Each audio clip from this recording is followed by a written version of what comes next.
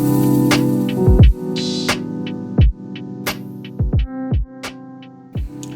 beautiful people. Welcome back to our channel. If you're new here, I'm Dawn. I'm Monty. And welcome. Well, we have been missing for a while, haven't we? As usual, I guess, at this point.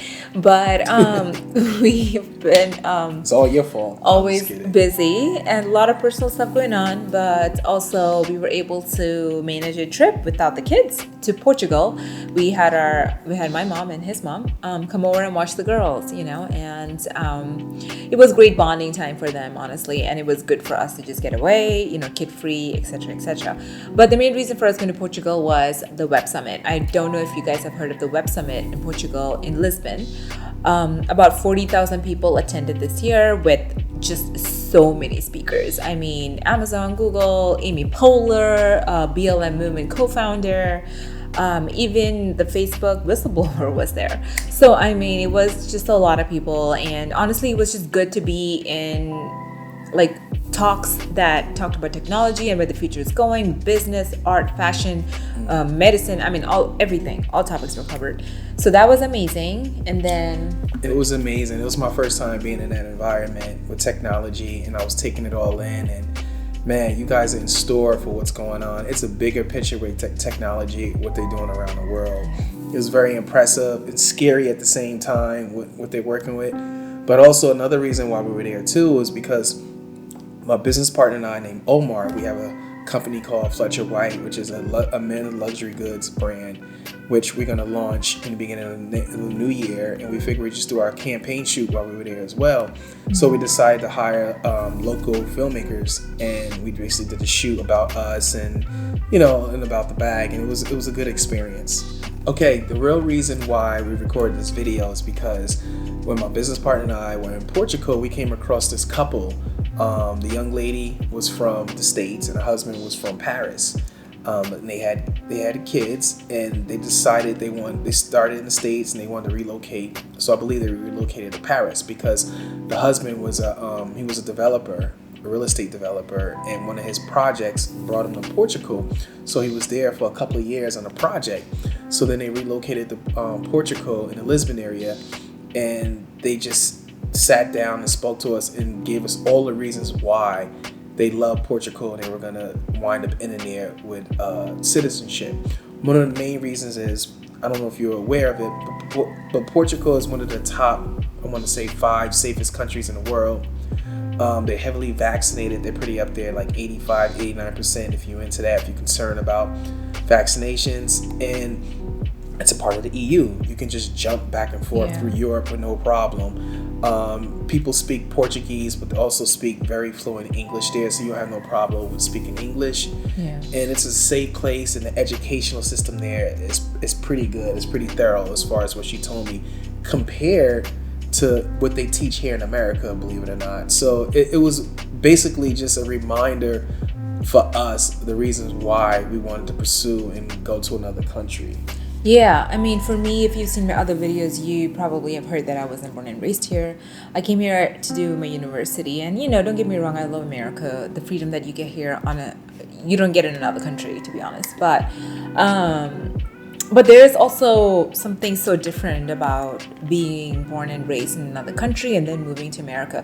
I truly value the fact that not being raised here, for me, I was able to see things from a different perspective. I'm able to adjust better, to be honest. And for my parents to move here in their old age and to learn the American systems, I just feel like in general, when people just need to travel so that they can get a better worldview, they can adjust to things better, so that they don't think little things are really such a big deal. Honestly, I don't know, I see that a lot over here. Just little things like that. And so for me, because I wasn't born and raised here, it was so important for me to give my girls that opportunity to be in another country, or to at least temporarily live in another country and experience that, so that they're able to relate to people better, so that they're able to empathize with other people better, I feel. And then they're also, so that they also value things in their life.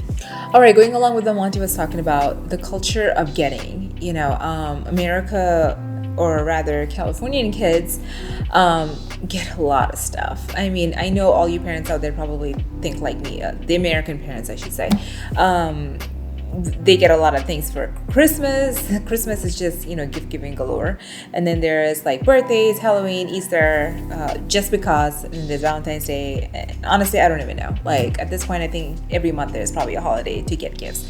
And I think what that really teaches the kids is to not to enjoy the gift they have, because if you're constantly getting something, you're never going to appreciate what you have. You never work towards what you have, what you want. And if you never work towards something, you will never appreciate it. And to me, it's a hard thing to reconcile, honestly. But even when it comes to my own kids, like I'm trying to learn how not to do that, with the kids. But I don't know if it's an American thing versus like internationally. Like what I've noticed is in India, rather, they don't give a lot of gifts. Like I feel like it's gift giving is not the main thing that happens during Christmas. During Christmas, the main thing is getting together with family, hanging out, building memories, eating together, playing games together with your cousins. I mean, those are things that we did together during holidays, not a lot of gift giving. And to me, I noticed like a lot of gift giving in America.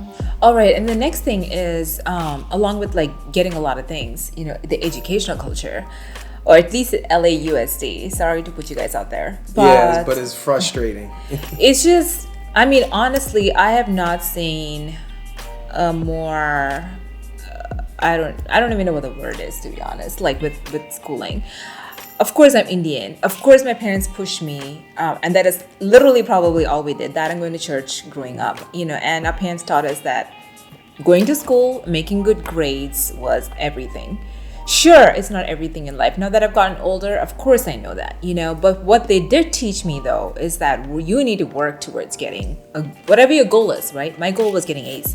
I worked hard in college to get my A's. I mean, I don't even know. Like I had 3 jobs at one point and I still made the dean's list. Like, not to brag, but seriously, like I worked really, really hard to make that. And it wasn't I was a computer science major, so that was in no way easy feat.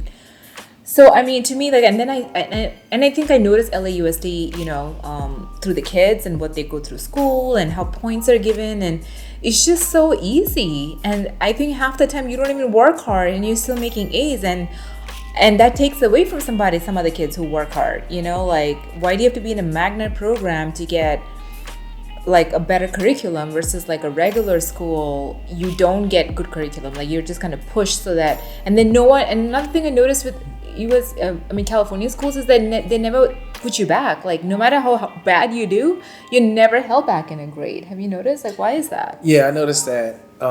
Which is very frustrating, and not to take away, because there are a lot of students who do work hard. Mm-hmm. So she's not really focusing on like kids here in America just got it good and easy. No, you have the percent that do work just as hard as any other national kid and student, I should say. But like she was saying, some like the magnet programs, they work them a little harder. They have extra curriculums, but the regular standard is they do get pushed. We've seen like how things are in the school system. We heard from other people, and it's just not good. And also what they teach them in school, like I'm just blown away by like the old school way of curriculum that they're teaching.